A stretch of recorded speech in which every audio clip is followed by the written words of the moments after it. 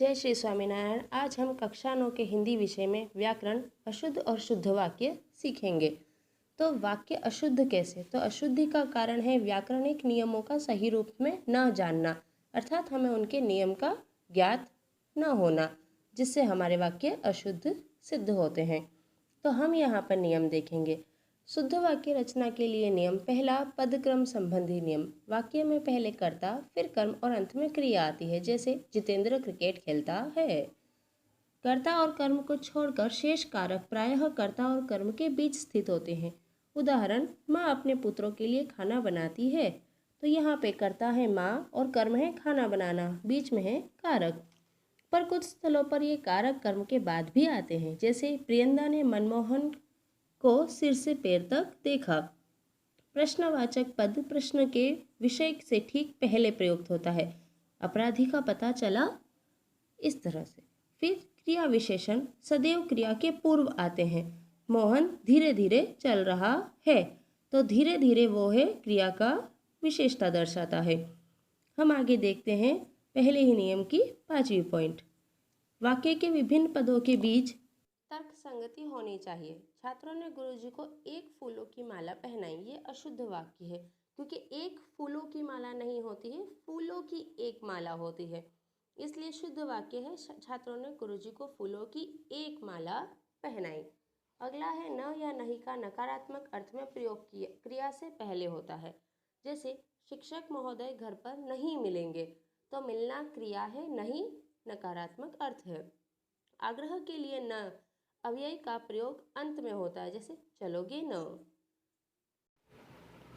अन्वय संबंधित नियम। अन्वय अर्थात मेल या अनुरूपता, यानी क्रिया और उसके लिंग, वचन, काल और पुरुष के अनुरूप होना चाहिए। जब कर्ता और कर्म विभक्ति सहित होते हैं तो क्रिया सदा पुल्लिंग एक वचन में रहती है। जैसे माँ ने लड़की को बुलाई, तो लड़की है पर बुलाई गलत है, वहाँ आता है माँ ने लड़की को बुलाया। भिन्न भिन्न लिंगों की दो या अधिक व्यक्तिवाचक या जातिवाचक संज्ञाएं एक वचन में आए तो क्रिया अक्सर पुल्लिंग बहुवचन में आती है। जैसे राम, लक्ष्मण और जानकी वन में गए, तो भले ही अंतिम शब्द में जानकी है, लेकिन हम उसमें स्त्रीलिंग नहीं लगा सकते। बहुवचन होने से अंत भी पुल्लिंग बहुवचन में ही आता है। यदि कर्ता का लिंग अज्ञात हो तो क्रिया पुल्लिंग में प्रयुक्त होती है।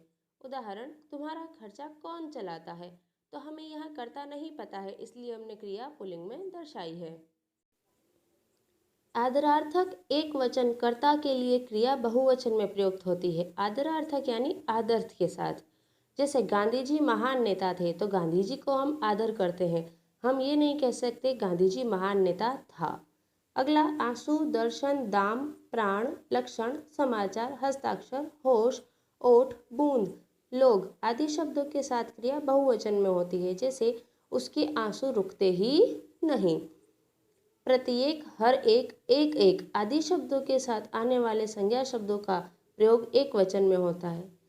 क्लास में प्रत्येक लड़के उत्तीर्ण होंगे, तो यह गलत है। क्लास में प्रत्येक लड़का उत्तीर्ण होगा, यह सही है। यानी प्रत्येक के साथ एक वचन ही आता है। संज्ञा के लिंग के अनुसार ही सर्वनाम का प्रयोग किया जाता है। जैसे तुम्हारी स्कूल कहाँ है, गलत, सही है तुम्हारा स्कूल कहाँ है। संज्ञा के लिंग के अनुसार ही विशेषण का भी प्रयोग किया जाता है। जैसे आज मौसम सुहावनी है, तो यह वाक्य गलत है, मौसम है इसलिए हम लिखेंगे सुहावना है। संज्ञा के लिंग के अनुसार ही क्रिया का प्रयोग किया जाता है। सर्वनाम, विशेषण और अब क्रिया।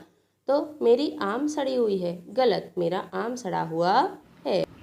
संज्ञा के लिंग के अनुसार ही संबंध, विभक्ति का और की का प्रयोग किया जाता है।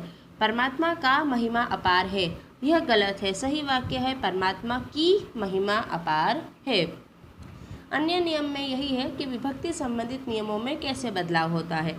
तो विभक्ति लगाने पर यह, ये, वह, वे, कौन, जो, कोई सर्वनाम के रूप में बदल जाते हैं। जैसे यह तो बदलेगा इस।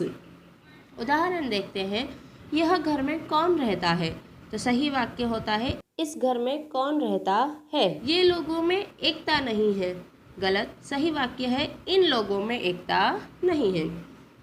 अगला नियम है, संज्ञा में प्रत्यय अलग से और सर्वनाम में प्रत्यय साथ में लिखा जाता है।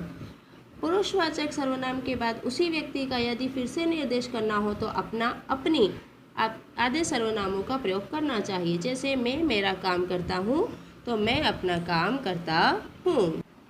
शब्दों का उचित प्रयोग। शब्द के अर्थ के संबंध में शब्द का वाक्य में प्रयोग करना आवश्यक है। जैसे हमें अपने माता पिता की शुश्रूषा करनी चाहिए, तो यह वाक्य गलत है क्योंकि शुश्रूषा रोगी की जाती है। माता पिता एवं श्रेष्ठ जनों के लिए सेवा शब्द का प्रयोग होना चाहिए। इसलिए सही वाक्य होता है हमें अपने माता पिता की सेवा करनी चाहिए। तलवार एक उपयोगी अस्त्र है, यह वाक्य गलत है क्योंकि तलवार एक उपयोगी शस्त्र है। अस्त्र हाथ में फेंक कर चलाया जाता है और जबकि तलवार हाथ में रख कर चलाई जाती है। दो बलाघातों का लगातार प्रयोग नहीं करना चाहिए। इसके बावजूद भी वह आता जाता रहा, यह गलत वाक्य है। सही है इसके बावजूद वह आता जाता रहा। शब्द का निरर्थक प्रयोग नहीं करना चाहिए। निरर्थक यानी अर्थ ना निकलता हो वहाँ। एक ही भाव को दो बार कहने से वाक्य अशुद्ध हो जाता है। जैसे मात्र केवल छात्रों के लिए, तो यह वाक्य अशुद्ध है क्योंकि मात्र और केवल दोनों का अर्थ समान होता है। शुद्ध वाक्य बनेगा केवल छात्रों के लिए अथवा मात्र छात्रों के।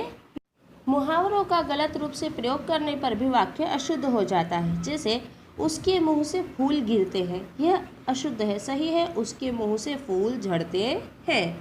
आगे है अपने नाम के साथ श्री शब्द को छोड़कर वाक्य लिखना चाहिए। जैसे मेरा नाम श्री महेश भाई है, तो यह गलत है। सही है मेरा नाम महेश भाई है।